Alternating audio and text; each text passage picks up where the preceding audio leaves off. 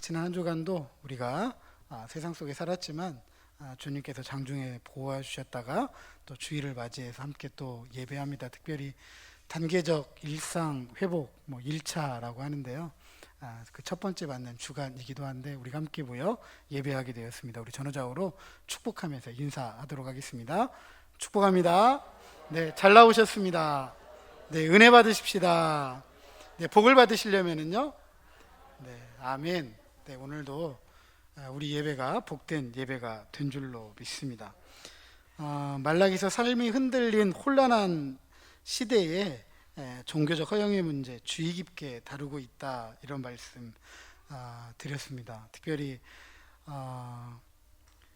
이 문제 때문에 하나님께서 이스라엘 백성에게 등을 돌리셨다는 사실은 가히 충격적인 사실이고, 그래서 이스라엘 하나님께 묻죠. 하나님, 어떻게 우리를 사랑하셨습니까? 그러면서 하나님에 대한 믿음을 이들이 외면하게 됩니다. 이 외면의 문제가 결국 하나님께 드려야 될 마땅한 존경과 공경의 문제, 종교적인 허영의 문제를 낳게 되죠. 하나님께 마땅히 드려야 될 예물을 드리지 않으면서도 어떻게 우리가 하나님의 이름을 멸시했습니까? 라고 하면서 되묻는 이런 문제의식을 갖지 않게 됩니다. 이런 멸시에 대해서 하나님조차도 이스라엘 백성들을 멸시하게 됩니다. 이런 예배의 문제에 문제의식을 갖지 않으면 결국 삶의 문제가 된다. 사람의 삶을, 사람의 생명의 존엄성을 훼손하고 동물적인 삶의 법칙, 약육강식, 적자 생존의 정글의 법칙을 가지고 따라 살아가게 되는 거죠. 그래서 우리는 늘 우리의 삶의 문제가 어디에서부터 시작했는지를 자꾸 되물어야 되고 점검할 이유가 있다. 우리의 신앙을 점검해야 되고 우리가 하나님 앞에서 얼마나 신실하게 살아가고 있는지 되물어야 된다라고 말씀을 드렸습니다. 그럼에도 불구하고 이스라엘이 보았을 때는 불합리해요. 왜냐하면 이스라엘 백성들이 가지고 있는 특권, 하나님의 선택받은 백성이라는 이 사고가 하나님께서 하시는 일을 이해하지 못하도록 합니다. 아무런 조건 없이 하나님은 누구 편이 되어야 되느냐? 이스라엘 편이 되어야 되는 거예요. 잘했든 못했든, 하나님께 마땅한 공경을 드리든 그렇지 못했든, 그러나 하나님은 이스라엘 편이 되어주지 않죠. 잘못한 건 잘못했다. 이스라엘의 멸시, 하나님도 멸시해버리고 등 돌려버리잖아요. 그러니까 이스라엘이 이걸 이해하지 못하는 거예요. 그래서 되묻죠. 하나님이 우리를 괴롭게 한다라고 짜증 섞인 불평을 늘어놓는 겁니다. 하지만 이런 그들의 사고와 행동, 하나님을 괴롭게 하는 것이었고 오히려 이스라엘에게 물으니까 이스라엘이 대답합니다. 우리가 어떻게 하나님을 괴롭혔습니까? 그러니까 자신들이 뭘 하는지 알지 못해요. 그렇잖아요. 혼란한 이유가 있어요. 무엇이 올바른 건지 무엇이 올바르지 않은지 구분하지 못하기 때문에 아무런 문제를 느끼지 못하는 거예요. 그냥 어지럽다, 혼란스럽다, 이런 거죠. 자, 오늘 본문은 이런 이스라엘 백성들에게 이방인들에 의해서 복되다, 복된 사람이다 라고 인정받을 수 있는 이야기를 해주고 있습니다. 12절 하반절에 보니까 모든 이방인들이 너희를 복되다 하리라, 만군의 여호와의 말이니라. 한번 질문하겠습니다. 여러분들은 복이 무엇이라고 생각하십니까? 반대로 저주는 무엇이라고 생각하십니까? 일반적으로 복하면 다른 사람들보다 훨씬 건강하고 좋은 명예 있고 높은 지위 얻고 많은 부를 누리고 성공했다라고 한다면 복을 받았다라고 합니다. 반대로 갑작스럽게 죽을 병에 걸리고 명예가 실추되고 지위를 잃고 부를 빼앗겼을 때 저주받았다, 이렇게 말합니다. 물론 맞는 말이기도 합니다. 하지만 이런 일반적이고 통속적인 생각을 조금만 벗어나서 약간 비틀어서 생각을 해보겠습니다. 위에서 말했던 복과 저주, 아주 특별하다라는 것을 알 수가 있습니다. 우리는 평범한 일상을 살아가지 못하는 사람들을 볼 때 안타깝게 생각합니다. 그런데 그런 분들이 생각할 때 가장 평범한 일상을 살아가는 사람들을 보면 그 사람들이 못 받았다? 복 받았다라고 이야기합니다. 앞서 말씀드렸던 것처럼 큰 부, 성공, 지위, 명예 이런 거 아니잖아요. 평범한 일상을 살아가지 못하는 사람들이 평범한 일상을 살아가는 사람들을 볼 때 그분들이 복 받은 거예요. 그러니까 참 복이라는 말은 쓰기 나름인 거죠. 생각하기 나름인 거예요. 또 명예가 있고 지위가 있고 성공하고 부가 있다. 이걸 다 가졌다고 여러분 복 받았다고 이야기하십니까? 때로는 그걸 받았다고 그걸 누리고 있다라고 생각하는 사람들을 다 어떤 사람들은 뭐 하죠? 욕하잖아요. 그러면 그분은 복 받은 건가요? 오히려 복 받았다라고 하는 것이 그분에게는 저주이죠. 그러니까 복이라는 개념은 절대적인 개념이 아니다라는 것을 알 수가 있습니다. 우리 사람들이 쓸 때, 보편적으로 쓸 때. 2년에 걸친 코로나 팬데믹, 우리는 평범한 일상 빼앗겼다라고 이야기합니다.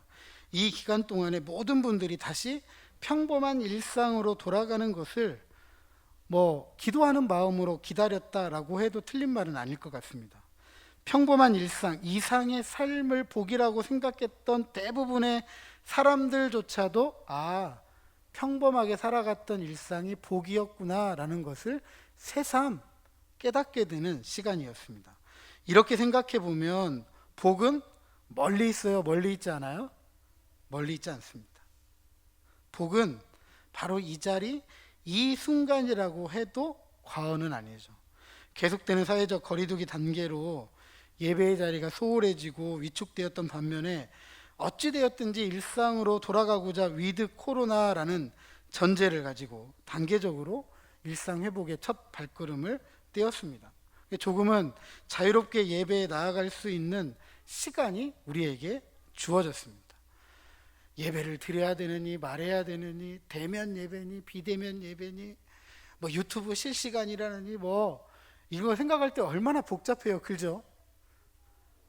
얼마나. 그런데 그런 생각을 하지 않고 함께 모여서 예배할 수 있다는 이 시간조차가 얼마나 소중한지 모르겠습니다. 그래서 이 시간이 우리에게는 복되다라고 해도 틀린 말은 아닙니다.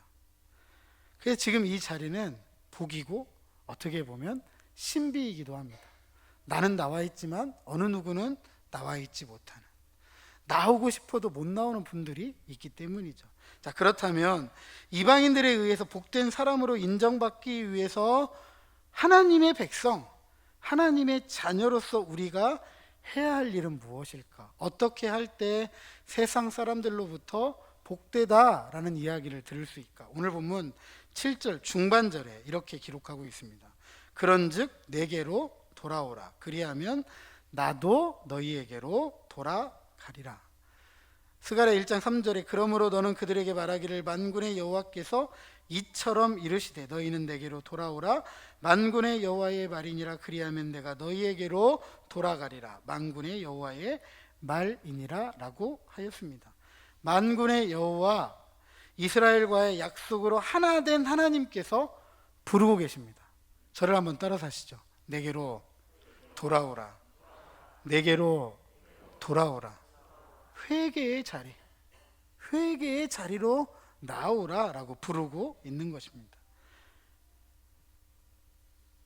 왜 회개의 자리로 부르느냐? 바로 그 자리에 누가 돌아가기로 하셨어요? 하나님께서 돌아가기로 하셨기 때문입니다. 내가 돌아가는 그 자리, 하나님께서 돌아오는 그 자리, 그 자리에서 누구와 누가 만나는 거죠? 나와 하나님이 만나는 자리입니다. 이것을 강조하기 위해서 돌아오다라고 쓰인 히브리어가 슈브라는 동사인데 이 말라기에만 총 7번 쓰입니다. 그런데 7절에서만 3번 쓰여요. 말라기에 전체 7번 쓰이는 단어가 3절에 3번 쓰인다는 얘기는 이 한 구절 가지고 설명하는 거예요. 너 돌아오면 나 그 자리 갈게. 너와 내가 만나는 자리가 될 거야 라고 하나님의 강력한 의지가 담겨 있는 것입니다. 하나님은 모든 복의 궁극적인 실제이신 줄로 믿으시기 바랍니다. 그러므로 하나님께서 돌아오신다라는 것은 하나님의 복을 받고 누린다라는 것을 보장하는 것이죠. 그래서 회개는 축복의 열쇠입니다. 혹시 어렸을 때 이런 추억들이 계실지는 모르겠습니다. 연세들이 좀 있으셔가지고 그 시절에 그런 부모님들이 계셨는지 그 시절에는 별로 그렇지 못했던 것 같아요. 집으로 돌아오는 이 아버지의 손에 봉투 하나씩. 아버지를 기다려요? 뭘 기다려요? 뭘 기다리죠? 봉투를 기다려요. 원래는 누굴 기다려야 되죠? 아버지를 기다려야 되죠. 봉투를 기다리면서도 말은 누구 기다리죠? 아버지를 기다리는 거죠. 그 아버지를 기다리는 이유는 이 봉투 속에 들어있는 선물 때문에 그런 거예요. 이 봉투 속에 뭐가 들어있는지는 모르지만 그것이 먹을 것이든 선물이든 아무튼 아버지가 뭘 가지고 오면 누구에게 좋아요? 나에게 좋은 거잖아요. 그런 것처럼 하나님께서 돌아오신다라는 것은 이스라엘 백성들에게, 하나님의 백성들에게 좋다라는 것이죠. 그러니까 내게로 돌아와라. 나 그 자리로 갈게. 바로 그 자리가 복된 자리다라고 하는 것이죠. 자, 그럼에도 불구하고 오늘 우리 시대의 이 바로 회개의 요청, 내게로 돌아오라라는 이 회개의 요청 잘 받아들여지지 않아요. 교회 안에서도 회개는 한물간 옛 진리처럼 여겨지잖아요. 그 대표적인 예가 교회 안에서도 회개의 눈물이 사라졌다라는 것입니다. 그러나 회개는 신앙생활의 기본일 뿐만 아니라 본질이라고 해도 과언은 아닙니다. 회개할 때 축복하시는 하나님은 변하지 않고 자기 백성을 지켜주시고 보호해 주시는 분이기 때문입니다. 바로 회개하는 자리가 하나님을 만나는 자리이기 때문이죠. 그래서 6절에 이렇게 기록되어져 있습니다. 한번 읽어보시죠. 오늘 본문은 아니지만 지난주 본문이지만 6절 같이 읽습니다. 시작. 변하지 아니하나니 그러므로 야곱의 자손들아 너희가 소멸되지 아니하느니라. 아멘.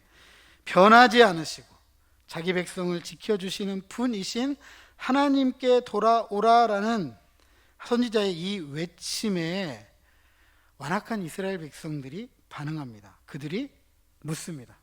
우리가 어떻게 하여야 돌아가리이까? 자, 이러한 반문의 말라기는 하나님께 돌아오는 방법 설명해 줍니다. 그 내용은 11조와 봉헌물에 대한 것입니다. 이미 말라기 1장 7절 8절을 통해서 제사장들이 율법으로 금하고 있던 봉헌물, 왜 율법으로 이 봉헌물을 금했느냐? 하나님께 드리지 말아야 될 것들이었잖아요. 더러운 떡, 눈먼 희생, 저는 것, 병든 것. 하나님께 드려서는 안 되는 것을 하나님께 드림으로써 멸시했다라고 했습니다. 그러므로 이스라엘이 우리가 어떻게 하여야 돌아가리까라고 되묻기보다는 11조와 봉헌물에 대해 분명해야 되죠. 율법에서 정한 예물을 하나님께 드림으로써 우리가 진정으로 변했습니다. 우리는 하나님을 경외합니다라는 삶의 모습을 보여야 했던 것이죠.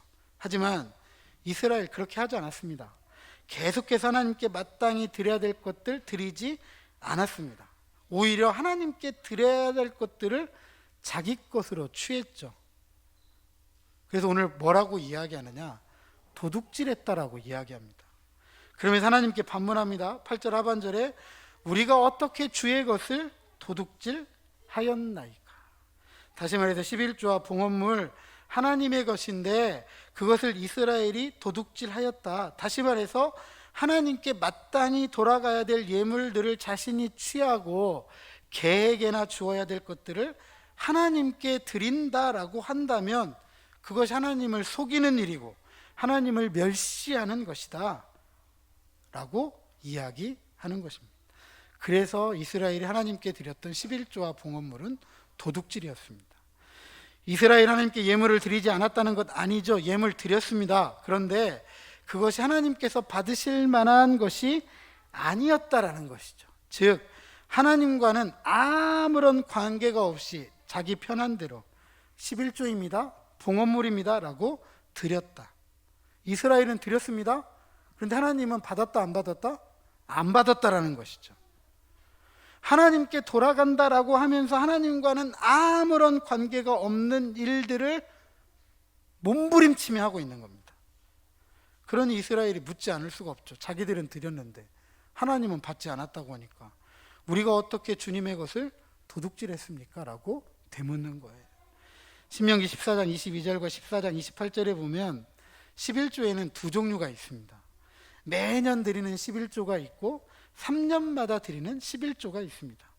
이 쓰임새가 좀 달라요. 매년 드리는 11조, 그 대상은 너와 네 권속, 즉 아들, 딸, 남종, 여종, 소, 나귀, 모든 가축, 문 안에 유하는 객, 기업 없는 레위인도 돌보라고 합니다. 그리고 3년마다 드리는 11조는 네 성중에 거류하는 객, 고아, 과부들을 배부르게 하라고 하였습니다. 그리고 이것을 행하면 범사에 복을 주시겠다라고 말합니다. 살펴본 것처럼 매년마다 드리는 11조에 비하면 3년마다 드리는 11조는 훨씬 더 공공성이 강조되어져 있습니다. 이처럼 11조의 실천에는 공공성이라는 것이 전제되어져 있습니다. 결국 온전한 11조는 공공성의 온전한 구현이라고 말할 수가 있겠습니다. 결국 온전한 11조는 이런 거예요. 온전한 안식일을 지킬 수 있도록 하는 것입니다. 바로 그때 하나님께서 복을 주신다라고 약속합니다. 또한 봉헌물은 일반적으로 제의적 직무를 감당하는, 그것을 수행하는 제사장들을 위해 사용하도록 정해져 있는 예물을 말하는 것입니다. 자, 오늘날로 말하면 하나님의 교회가 예배 공동체로서 아름답게 세워져 갈 수 있도록 하는 것이 헌금이고, 그리고 교회 공동체가 세상에 하나님의 샬롬을 이루고 성취하도록 제도화한 것이 11조이다라고, 헌금이다라고 말씀을 드릴 수가 있겠습니다. 우리 총회 헌법적 규칙 2조 3항과 5항에 보면 이렇게 기록합니다. 3항에 보면 교인은 교회의 경비와 사업비에 대하여 성심협조하며 자선과 전도사업과 모든 선한 일의 노력과 금전을 아끼지 않아야 한다. 5항에 보면 교회의 직원, 그러니까 교회의 직원, 장로, 집사, 권사로 섬기시는 분들이죠. 중략하고 고의로 교회에 의무금을 드리지 않는 자는 직임을 면함이 당연하고 교인으로는 의무를 이행하지 않는 자로 간주한다. 쉽게 말씀드리면 11조와 봉헌물은 성도가 하나님께 마땅히 해야 될 의무라고 하고 있습니다. 사회적으로, 국가적으로 의무를 다하지 못한 이들을 도둑놈이라고 합니다. 범죄자로 취급하죠. 신앙적으로 하나님은 11조와 봉헌물에 대한 성도의 의무를 저버린 그리스도인에 대하여서도 동일하게 이야기합니다. 도둑이다.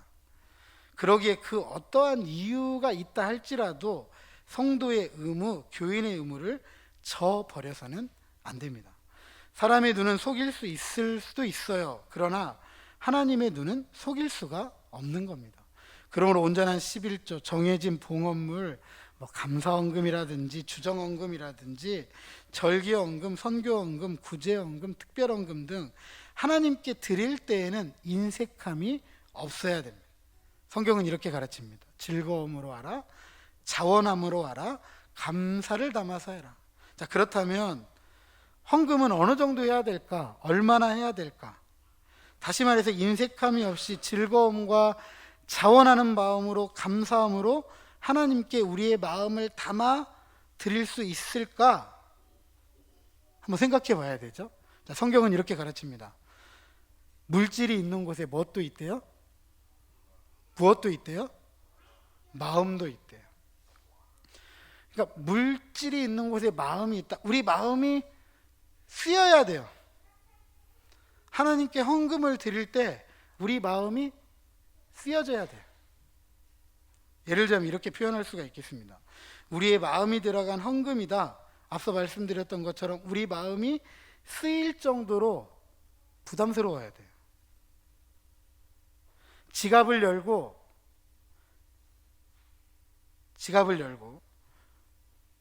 조금 내가 내기에 어렵다 생각되는 정도. 제가 그 중등부 아이들을 한번 가르쳤던 적이 있습니다. 중등부 아이들에게 물어봤어요. 100만 원 받는 사람이 11조니까 10만 원, 11조 헌금을 해야 되잖아요. 11조 10만 원 헌금하는 게 낫겠니? 1000만 원을 받고 100만 원 헌금하는 거 낫겠니? 이렇게 했더니 주일학교 중등부 아이들이 뭐라고 한지 아십니까? 우리 전점동 기사님은 1000만 원 받고 100만 원 하겠다라고 이야기했는데 우리 중등부 아이들이 뭐라고 이야기하냐면 100만 원 받고 10만 원 하겠대요. 뭐가 편하다는 거죠? 100만 원 헌금하는 건 불편해. 그런데 10만 원 하는 건 괜찮다는 이야기예요. 10만 원 하는 건 별로 신경이 안 쓰여요. 그런데 100만 원을 하나님께 드리려고 하니까 신경이 쓰이는 거죠. 근데 잠깐 생각해 보시죠. 왜 10만 원 하고 왜 100만 원 하죠? 수입을 100만 원 했으니까 10만 원 하는 거 아니에요. 그런데 100만 원은 왜 하죠? 1000만 원을 벌었으니까 100만 원 하는 거 아니에요. 그러면 반대로 물어봤죠. 100만 원 벌고 싶니? 1000만 원 벌고 싶니? 근데 아이들이 뭐라고 했을까요? 다 1000만 원 벌고 싶대요. 제가 지금 무슨 이야기를 하는지 아시겠죠?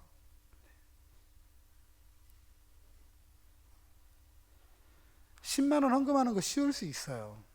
지갑을 열고 그 정도는 늘 해왔기 때문에 괜찮아요. 근데 거기에 10,000원짜리 하나 더 붙여서 11만 원 하려고 하면 이런 생각이 들 때가 있다는 거죠. 만약 그렇다면 어떻게 헌금하셔야 된다고요? 편한 헌금이 아니라 조금은 마음이 쓰이는 헌금. 그때 누구의 마음이 들어가 있어요? 내 마음이 들어가 있는 거예요. 부모에게 용돈을 드릴 때도 마찬가지예요. 자녀들이 늘 할 수 있는 만큼 있어요. 그죠? 그런데 조금 더 부모님께 용돈 드리려고 하면 죄송한 표현입니다. 아깝게 느껴질 때가 있어요. 아깝게. 이것까지 하면 조금 이런 생각. 그런데 자, 한번 여쭤볼게요. 남권사님, 딱 그냥 제가 말씀드렸던 것처럼 자녀들이 늘 주던 것만큼 받는 게 좋으세요? 아니면 이놈들이 조금이라도 아깝게 생각되는 마음이 더 들어간 걸 받기를 원하세요? 여기 와가지고 그러나?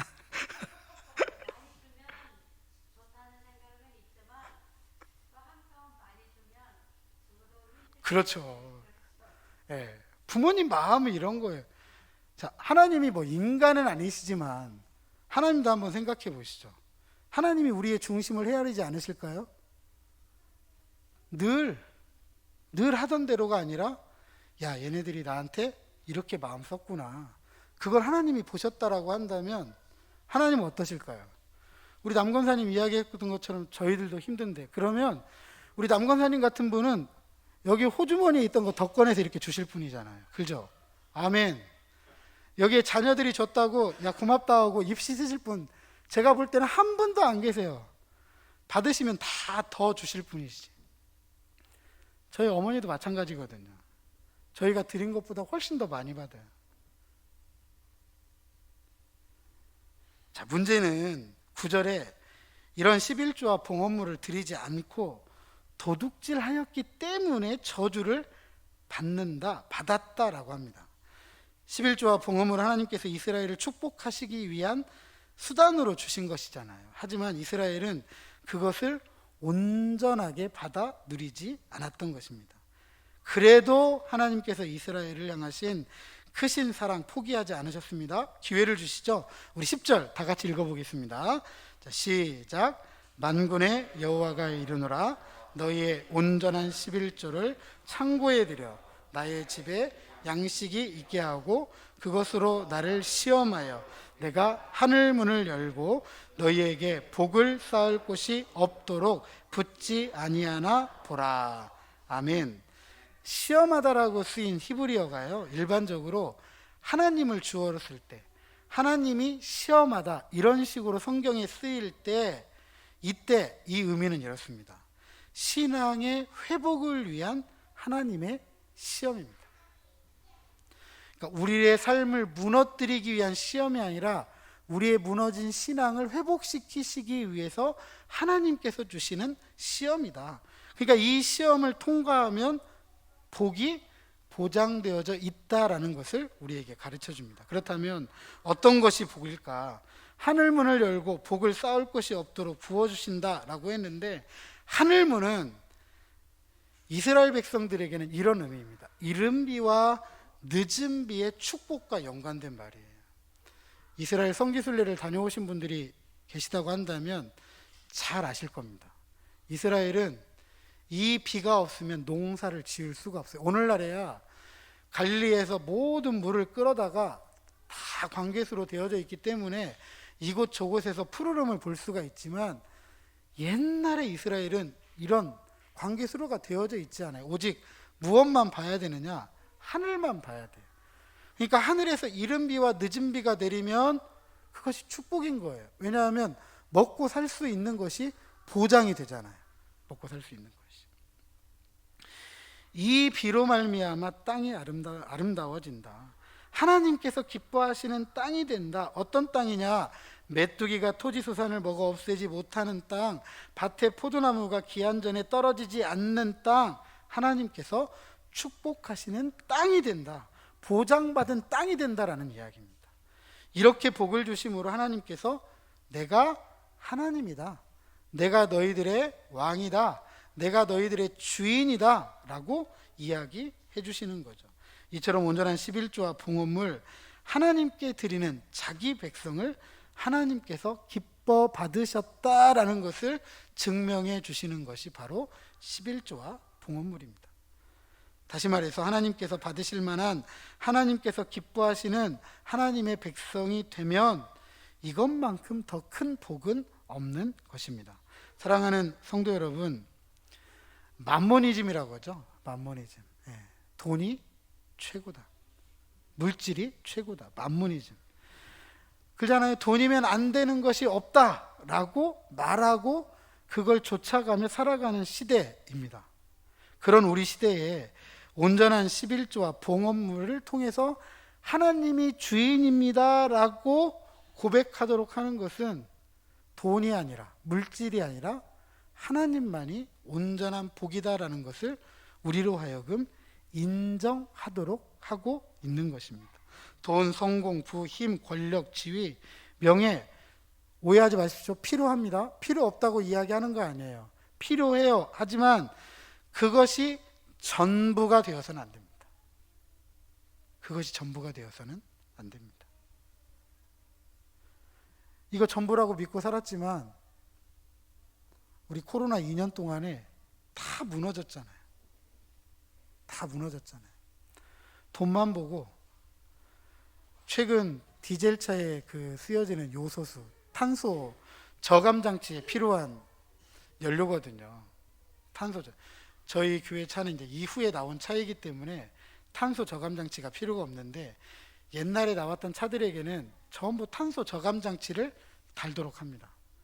우리나라도 탄소 이 저감을 위해서 2030년, 40년 자꾸 얘기하면서 석탄 공장 없애고 자꾸 친환경 신재생에너지 만들어낸다라고 지금 이야기하잖아요. 거기에 지금 필요한 게 요소수예요. 여러분 아십니까? 우리나라에 요소 비료 공장이 없어요. 10년 전에 문 닫았대요. 왜 10년 전에 문 닫았느냐? 돈이 안 되니까. 그때는 돈이 안 되니까 문 닫았는데 지금은 어떻게 됐어요? 전부 수입하다 보니까 뭐 지금 이 일주일 안에 10일 안에 대한민국의 모든 물류가 꽁꽁 얼어붙고 막힐 거라고 지금 이야기를 합니다. 돈이 전부라고 생각하고 사업을 바꾸고 있어야 될 것도 전부 없애다 보니까 결국에는 어떻게 됐어요? 늘 위기를 가지고 살아가잖아요. 항상 위험 요인을 가지고 살아가잖아요. 돈도 필요해요. 힘도 필요합니다. 지위, 명예 다 필요해요. 그런데 그게 전부가 아니라는 거예요. 근데 그게 전부인 것처럼 살아가다 보니까 이런 위기, 이런 위험을 늘 껴안고 살아가게 된다는 사실입니다. 모든 것의 주인은 하나님이십니다. 하나님을 믿을 때 진짜 주인인 것처럼 하는 것을 조금 뒤로 밀어놓을 수가 있어요. 근데 하나님의 주인 노릇을 빼버리고 나면 이런 것들이 주인 노릇 하려고 하는 거죠. 그러면서 우리의 삶을 자꾸 어디로 몰고 가요?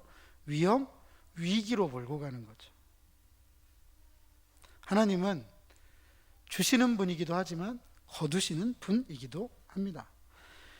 우리는 하나님의 주 되심을 인정하면서 하나님께 마땅히 돌아가야 될 것들 드릴 수 있는 믿음의 용기가 필요합니다. 바로 그때 하나님이 우리 안에서 주인 노릇하는 거죠.